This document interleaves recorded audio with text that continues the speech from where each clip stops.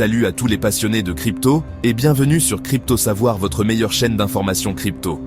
Aujourd'hui, on parle d'un sujet qui fait vibrer toute la communauté Solana, le lancement du token officiel de Pump.Fun, le très attendu Pump. Est-ce une opportunité à saisir ou un projet à éviter? On vous dit tout dans cette vidéo. N'oubliez pas de vous abonner et d'activer la cloche, c'est parti. Avant de parler du token, remettons les choses dans leur contexte. Pump.Fun, c'est une plateforme ultra populaire qui a explosé en 2024. Elle permet à n'importe qui, et oui, même vous, de créer un meme coin sur la blockchain Solana en quelques secondes. Pas besoin de coder, pas besoin de prévente, juste un clic, un nom rigolo, et hop, votre token est en ligne. Tout se fait via un système de bonding curve, ce qui veut dire que le prix du token augmente à mesure que d'autres l'achètent. Un système transparent, sans favoritisme. Du moins en théorie. Jusqu'ici, Pump.Fun n'avait pas de token natif. Mais ça, c'était avant. Le 12 juillet 2025, la plateforme prévoit de lancer son token Pump. D'après les informations officielles, 150 milliards de tokens, donc 15% du supply total, qui seront mis en vente au prix de 0,004 USDT par token, ce qui représente une valorisation totale de 4 milliards de dollars. Le listing devait se faire sur la plateforme Gate.io, une grande plateforme d'échange centralisée. Mais il y a un hic. Alors que tout semblait prêt pour le lancement, la page officielle du token sur Gate.io a été supprimée sans explication. Est-ce un bug, un report, une annulation?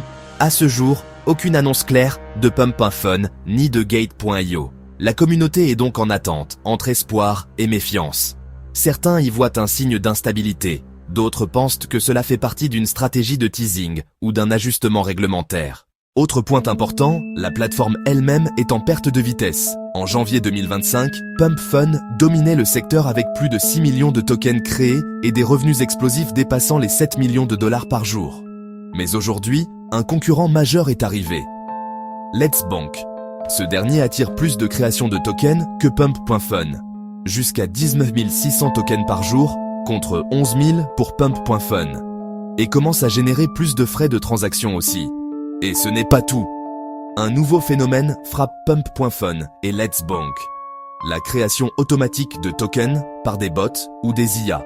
Là où, au début, les mêmes coins venaient de la créativité humaine, aujourd'hui, la majorité des lancements sont générés en masse par des scripts automatisés. Conséquence, beaucoup de tokens sans âme, sans communauté, juste là pour du trading rapide. Pour le moment, aucun document officiel, white paper, n'a été publié pour expliquer l'utilité exacte du token Pump. Mais plusieurs hypothèses circulent. Réduction des frais sur la plateforme, participation à des votes communautaires, récompense pour les créateurs de tokens, accès à des fonctionnalités premium. Bref, beaucoup de zones d'ombre, et c'est bien ça qui fait douter certains investisseurs. Alors, on y va ou pas?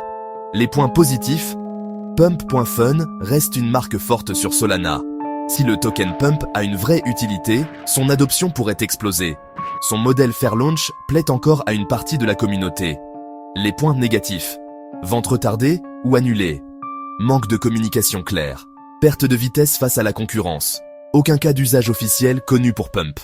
Conclusion, c'est un projet à surveiller de près, mais n'y allez pas les yeux fermés.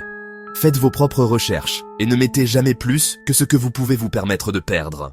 Voilà pour ce tour d'horizon du token Pump. Si la vente a bien lieu, on y reviendra pour vous donner toutes les infos. Et si elle est annulée, eh bien, on vous expliquera pourquoi. Abonnez-vous pour suivre l'évolution du projet, lâchez un pouce bleu si cette vidéo vous a été utile, et dites-moi en commentaire, Pump est-il mort-né ou le début d'un nouveau bull run?